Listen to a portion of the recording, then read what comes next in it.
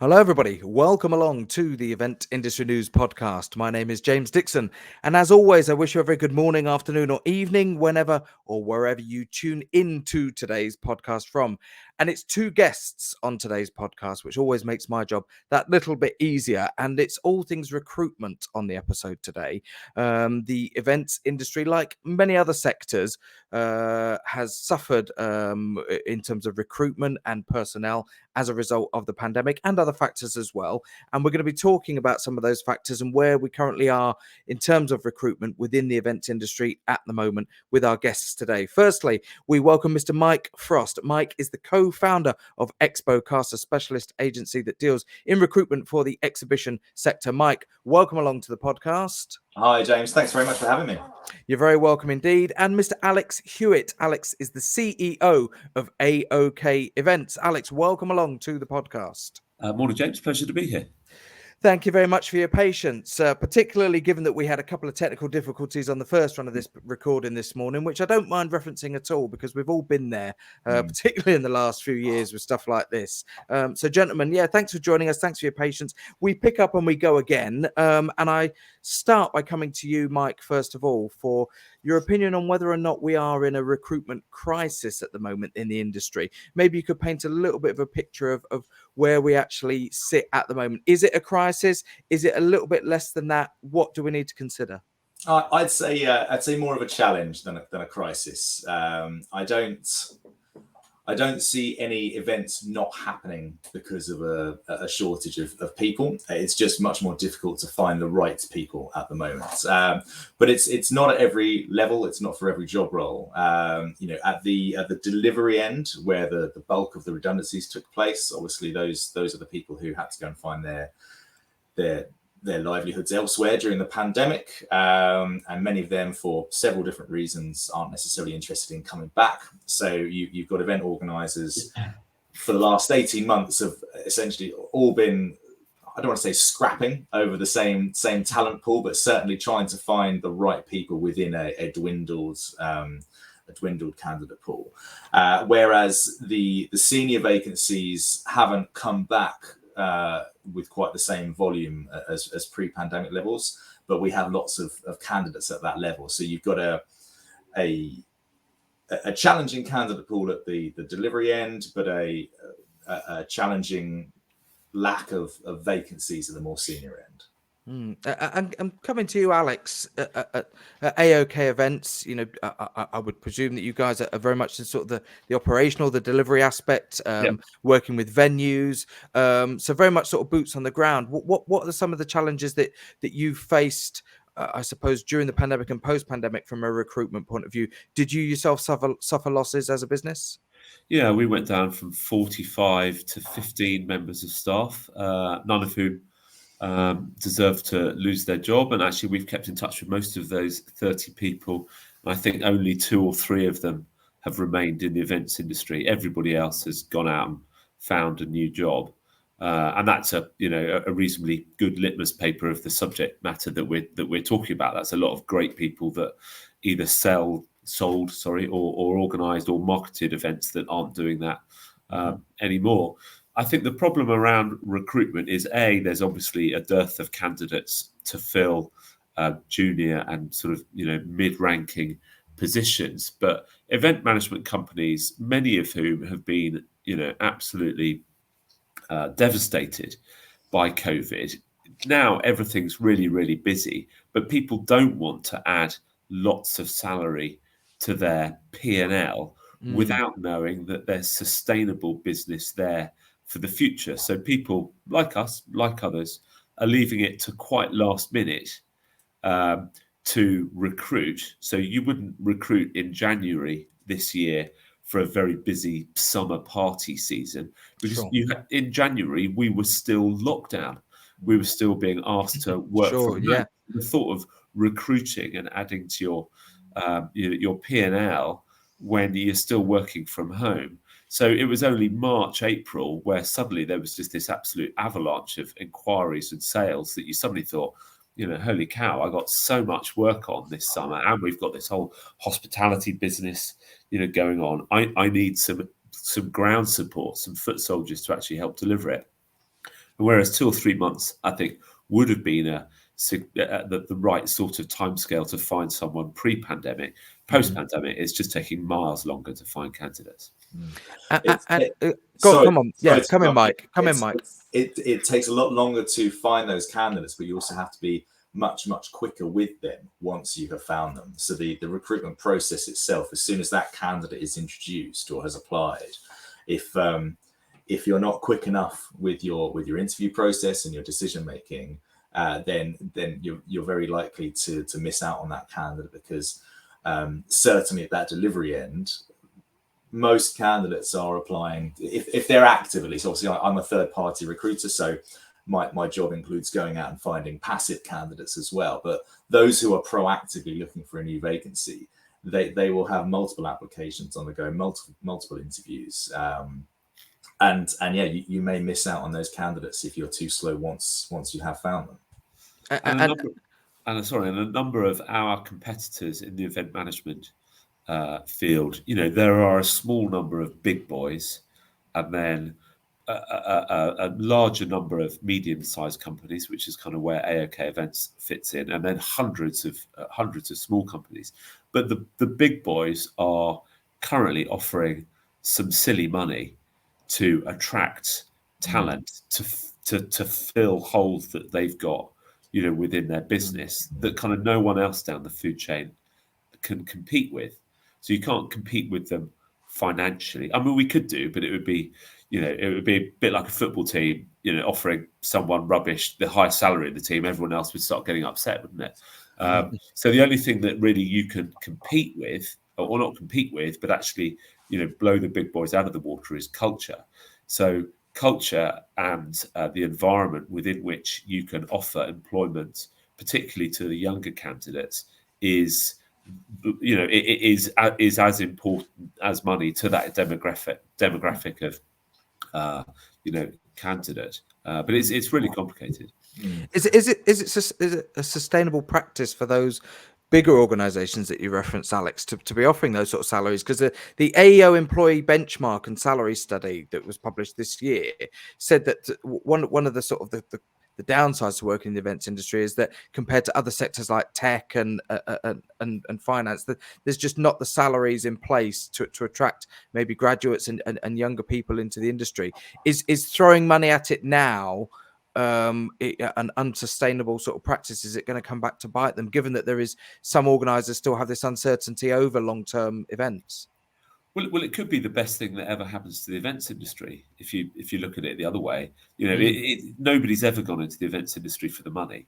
They've gone there because it's fun and because you get to see the world and book well-known bands and work at amazing venues, and it is is a terrific industry if that's what floats your boat. But it's always been underpaid. But it would be great if it could become better paid.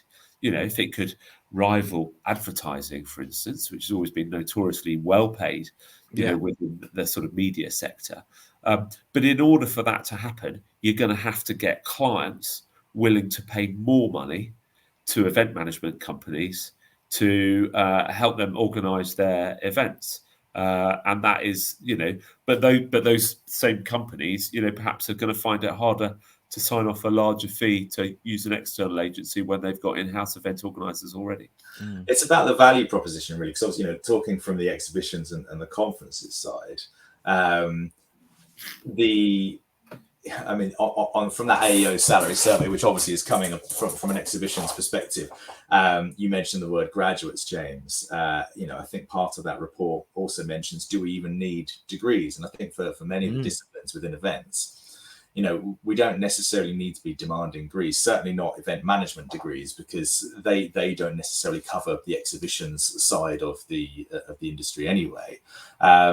So in terms of that value proposition, most exhibition organizers are private companies, or obviously in the US, it's a lot of that industry is association led. So that's not for profit anyway. And it all comes out of the customer's marketing budget, doesn't it, really? So if you've got to show that your events and whether or not you've established a 365 community around that as well during the pandemic that you're going to keep going. You've got to show those marketing teams why they should invest that spend. That's the only way you're going to be able to put the prices up, because if some of the biggest events, they're already wall bound. They can't grow scale wise in terms of the square meters. They've got to do it in terms of finding new revenue streams or just putting the prices up. Either that, or the only other way to increase salaries is to reduce the profit margin. And I don't think that's a decision anyone in a in a decision-making position is going to make. And you mentioned marketing there, and marketing professionals are one of the areas that was highlighted as a real issue within the events and the exhibition industry, is recruiting marketing professionals into that sector. But perhaps one of the reasons was cited that is that the sector has been sort of deemed fairly sort of stale and static, and maybe not open to really sort of creative marketing thinking by comparison to other industries. Alex, is that sort of a fair analysis? Do we need to be a bit more free thinking in order to attract creative marketing people to market some of these events? I mean, marketing has been absolutely key to helping event management companies kind of survive, the last couple of years. We've all had to find ways to survive the desperate period of March to July, August 2020. But actually after that, I think that if you were reasonably entrepreneurial as a business, there were abilities to make money, whether it was sending out hampers or branded apparel and swag to clients, or you pivoted to virtual events, and all of those needed to be marketed. And by September, October 2020, every event management company was out there with something to help their clients, some product to help their clients stay engaged. But it was perhaps the ones that had the best marketing, whether that was below the line, above the line, through the line, whatever it was, that made the most headway. I don't think. I think the recruitment crisis around marketing, I don't think that's changed particularly. Due to COVID, every company still needs good marketing, and I still think there are lots of good marketing people out there. I think a part of this as well is willingness to look outside of the events industry in terms of trying to attract talent from outside. The risk is always the fact that they don't have that knowledge and experience of working within events. So that is a risk, and I suppose one way to mitigate that is to make sure that your onboarding and your training processes are absolutely top notch, so that you can fill those gaps. But it's in recruitment for events, much more so now. When you ask how soon do you need this person to start, unsurprisingly, it's yesterday. Yesterday, we always need somebody yesterday, and that was the case pre-pandemic. But it's very much just kind of 99% of vacancies now, which means that you're constantly, companies are constantly chasing their tails. They're constantly putting up, fighting fires essentially, which makes it much more difficult to think about how you would arm a non-events person with that experience so that they could deliver what the role needs them to. But that is there is a wealth of talent outside of this industry who would be able to be very, very successful within it. But if the events industry isn't convinced that they'll be up for the job, that's on them to figure out how to train them properly.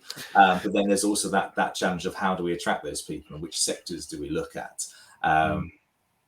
Because it should not be the sectors who are poaching our talent. Agreed. Because they are the ones who can pay more money. We're not the worst payers by any means.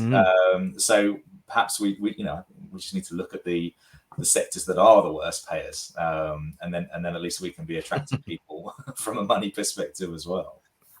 And from a training point of view, I've seen. I'm a jobbing freelancer, and that's something I'll come to in a second. I'll park the sort of the freelance question for a moment, but I've seen people who've stepped into events who've never worked at events before, and that they just have that personality, have that thing about them, whether an element of common sense, an element of physical determination, a mental aptitude. They just get it, and I think from a training point of view, it's right to say that there need to be training processes in place, Alex. But similarly, you've probably had your own examples in your own career where you've brought somebody on board who's never had events experience before, and literally overnight they just get it. That finding those people is tricky, but they are out there. I think whenever we advertise a job, and we've maybe taken 10 people on this year, you kind of put a job post on your website, you advertise it using social media, LinkedIn, etc., and normally you get a load of inquiries in. And for AOK Events, the way that we look at those is if somebody's doing an event management degree, then there's a tick there in the sense that they're interested in the event industry, and they're not just kind of applying for anywhere. And you get lots of CVs from people who work in greengrocers and they fancy a change in career, but they probably don't get through to the interview stage. So when it gets through to the interview stage, and we do that kind of via Zoom originally, and then we get people into the office if we get down to the last 3 or 4, I know instantly, and by instantly within 30 seconds, if they're going to be the right candidate for the job or not. And it doesn't have anything to do with their employment, their current employment, their background, their experience, where they were educated or anything like that. They've either got it or they haven't got it. And it's easy to see the ones that haven't got it. And the ones that you think have got it, then an interview unfurls and you find out over the course of 30, 40 minutes, what their attitudes are towards, late hours, travel, weekend work, working on their own, collaborating with others, idea generation, dispute resolution, problem solving, all the things that event managers have to kind of do on a daily basis. From a sales point of view, obviously some experience within the industry has helped, but I think in that sector, certainly if you've sold something similar but in a different industry beforehand, then again it's culturally whether they'll make a good fit. Do they have an interest in sport, music, arts, etc., something that they'll be selling, and then you kind of take it from there. Sure.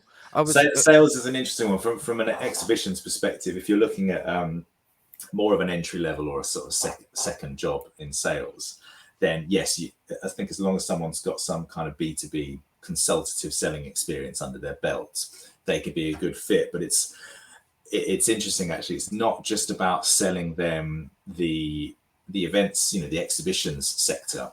It's also trying to convince them that the excitement around that is enough to mitigate the fact that the sector the exhibition might be serving isn't necessarily the most glamorous. There are lots of really fantastic sectors that exhibitions run for, really, really exciting ones. But there are also, I'll try and do this without name dropping any specific events, but there are also some sectors that you have trade shows for that sound particularly dull.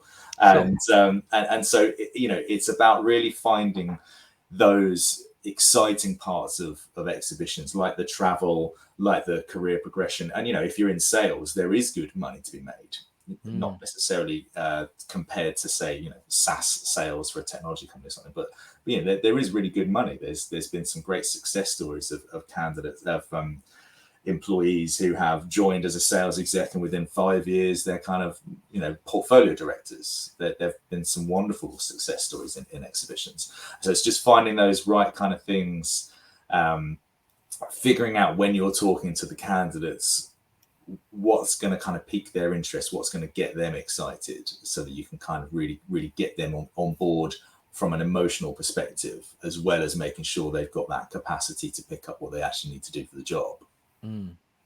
I guess one of the challenges as well, Alex, is that if you find really good salespeople, for example, who do a fantastic job of selling an exhibition, operationally, that event has still got to be delivered to a high standard with a good audience, because ultimately the people that you've sold that exhibition space to need to then have a good experience and a good show and good results from that show in order to return. So I suppose in some respects, regardless of how good your salespeople are, it still comes back to the operational team and the marketing team delivering a really good event in order to satisfy the people that you've sold to. Yeah, it doesn't matter what the event is. Doesn't matter if it's an exhibition, hospitality, conference, party. Every step of the process, from the initial contact with a customer, taking a brief, the creative pitch that's put to the client to persuade them that they might go to the event, the introduction to the event management team, the pre-event, on-site, post-event. Every part of that has to be perfect in order for you to have a conversation with a client to say, will you do it again? Is there anybody else that you can refer me to, in your business? Because, recommendations worth, more than any marketing spend that you can ever do. So there's an old adage, isn't there, that you're only as good as the weakest member of your team. So if there's anybody weak on that journey, I believe that a client could quite rightly say, well, it was a good event, but whatever it is, registration on arrival, there were queues of people outside the venue. Not that it would obviously ever happen on any of our events, but all it would take would be for that to happen for a client, particularly unless they were a very old client, and you could have a conversation with them to say, I'm sorry, that'll never happen again. They would quite rightly look elsewhere because there's such competition in the marketplace. Sure, absolutely. You've got to be perfect. No, you do. And I parked the freelance question a few minutes ago, and it's something I wanted to ask because the industry is, as well you'll both know, is populated by freelancers, individuals who job from one event to another, and a day here, 3 days there, 3 weeks somewhere else. How much of the recruitment problem is being either helped or hindered or solved by people who work freelance, and do they fall into the recruitment discussion, Mike, the freelancers, or are we really talking about fulfilling full-time employed positions within companies? So I mean, look, my side of things is very much the permanent vacancies. So we do occasionally get clients asking us if we know of anybody who might be available for a short-term contract, but invariably the answer to that is no, because that's not our network. Certainly, I think there are positions being fulfilled by freelancers and contractors. Just, I think less so now. I feel like it's probably dropped off, but I think from an operations perspective, we saw those roles on a permanent basis coming back much later than, say, sales and marketing. So my feeling at the time was that they must have been fulfilled by more freelancers or being outsourced, for example, because perhaps there was just still too much uncertainty to risk bringing on permanent operations team just in case an event had to get postponed again, for example. But we are seeing more permanent roles coming around from an operations perspective. In terms of sales and marketing, I don't think we saw any short-term salespeople. Marketing, it was just kind of the usual maternity covers and things like that. Or people who were already in a contracting position prior to the pandemic, really. So no, I mean, but I'm interested to hear Alex's viewpoint from the event. Yeah, please, Alex. Yeah. We've never really used freelancers that much, only because I've perhaps had a slightly old-fashioned view that if we didn't have enough event managers to run a summer or a Christmas of really busy events, then we needed more event managers. And but we have used them, and I think whilst they're able to deliver against a scope of work, it's quite hard for them to deliver the culture that AOK Events delivers. We would say that incredible customer service, that doesn't just deliver. It doesn't just move people, logistically, but emotionally, and that's really hard to recruit for.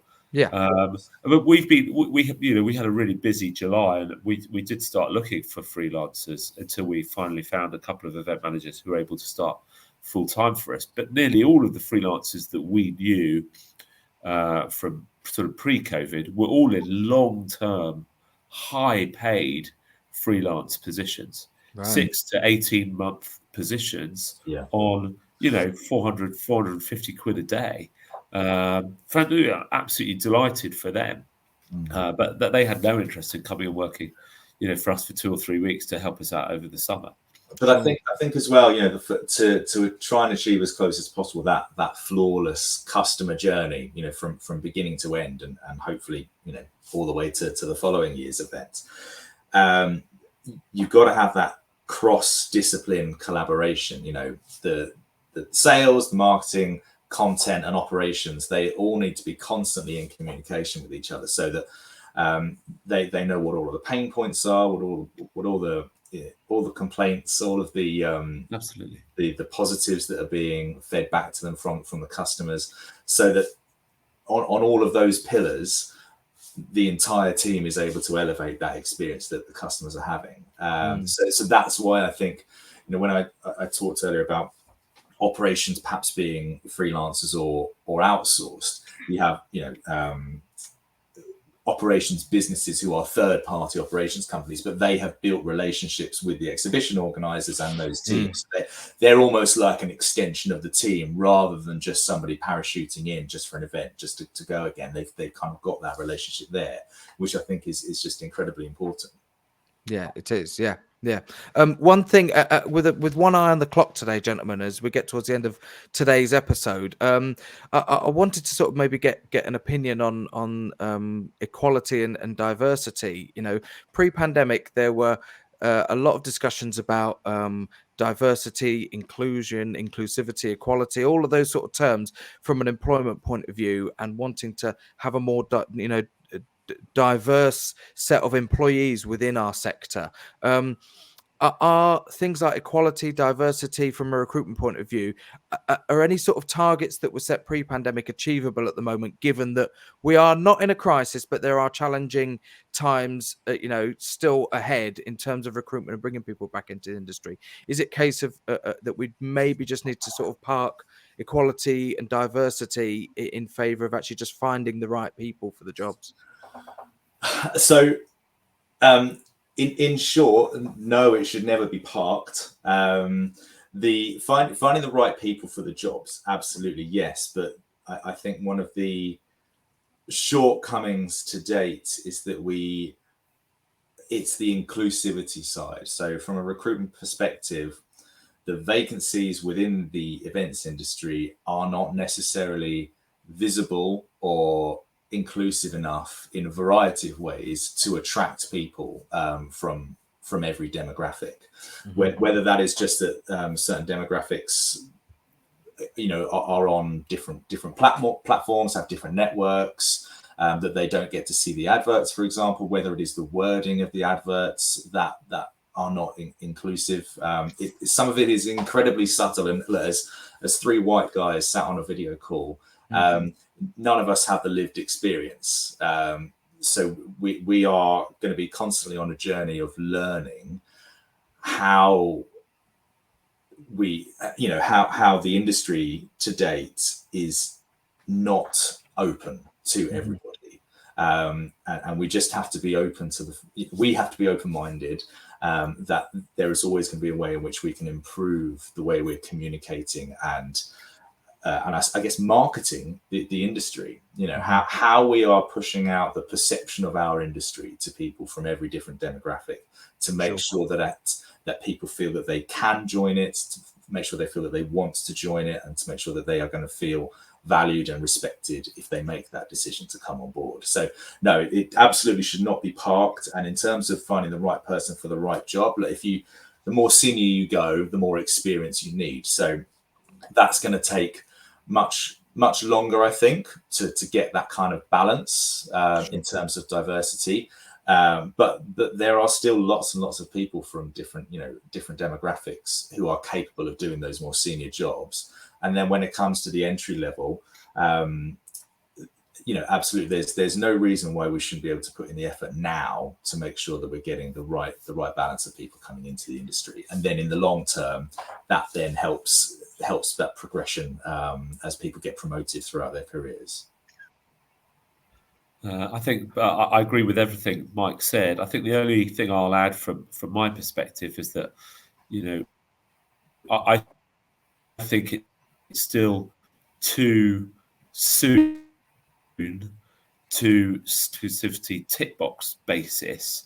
I still need to recruit the best person for the job, and I don't care if they're boy, girl, black, white, old, young. If they're the best person for the job, I'll recruit them. And I'm not thinking about whether I've got my diversity quotient correct with that piece of recruitment or not. Because of COVID, it's a double-edged I lost sword. every penny that I'd earned in 20 years. The whole lot disappeared, and that was only 2 years ago. We're rebuilding that balance sheet and that trust and everything like that. And I'm still a reasonably long way away from being in a position where I'm recruiting people who I don't think are the standout candidate. Yeah, I think that the tick box thing is a double-edged sword. If you've got targets or quotas that you're trying to fill, as soon as you feel that you've done that, people will just sit back and think, okay, I'm all right now, I don't need to do anything else. Whereas actually we need to be getting to the root of the issue, and trying to make sure that, as I said earlier, we are open to everybody who wants to work in this industry, and that we are attractive to everybody.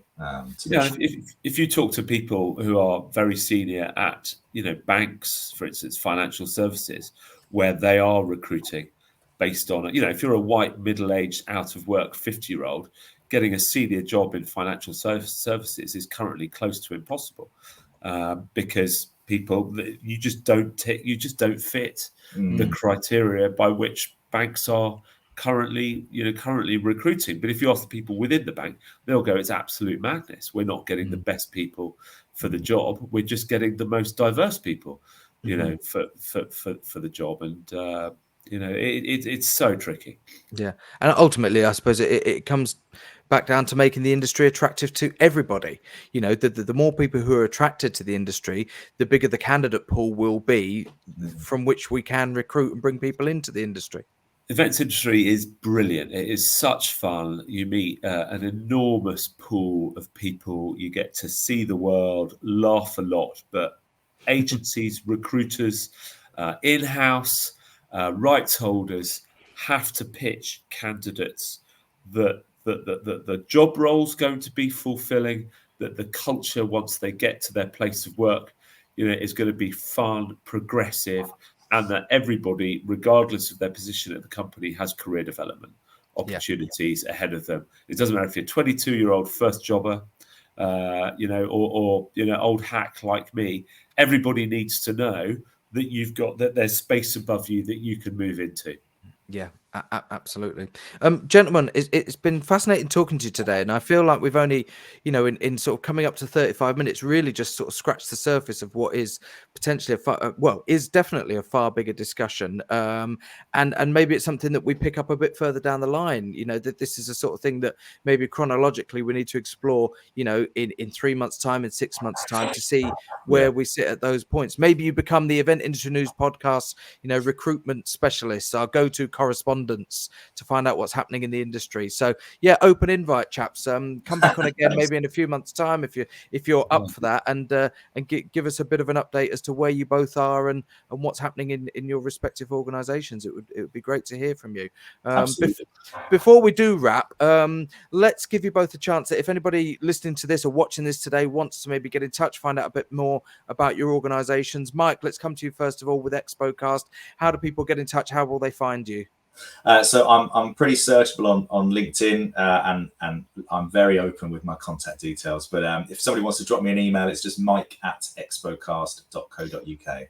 Fantastic. And Alex, same to you. If anybody wants to find out about AOK Events and get in touch with you, AOKevents.com or aokcreative.co.uk. Instagram is probably the place where new positions within the company is advertised. First of all, it's actually where we have lots of people that follow us just for the jobs that we put up.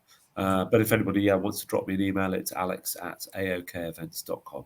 Fantastic. Thank you very much. And maybe just a little shout out for the AEO Employee Benchmark and Salary Study 2022. I'm sure that's available directly from the AEO. So anybody listening to this or watching this today who hasn't seen that report, have a little search for it on the internet via the AEO sort of channels. I'm sure you'll be able to find that. And certainly some interest in reading that. A lot of information, a lot of effort gone into that study, and worth casting your eye over. Of course, if you want to cast your eye over something else, you can head over to the Event Industry News website, eventindustrynews.com. If you are listening to this podcast today, head over there, check out the latest news features and supplements, special features, find out what's going on in the industry with daily news updates, and of course, the legendary Event Industry News A to Z supplier directory. If you are already on the website and you are watching this today, thank you very much for tuning in. And don't forget that you can go to wherever you get your audio podcasts from, search for the Event Industry News podcast, and you can download and subscribe to the new episodes of the Event Industry News podcast to listen to whilst you're out and about and commuting to and from your events or your places of work, or if you're out jogging in the park. Give us a listen and give us a subscribe on one of those podcast platforms. It brings us to the end of today's episode. Our thanks once again to Mr. Alex Hewitt, CEO at AOK Events, for joining us. Alex, it's been great to have you on board. Hope to see you again on another episode further down the line. A pleasure. Thank you, James.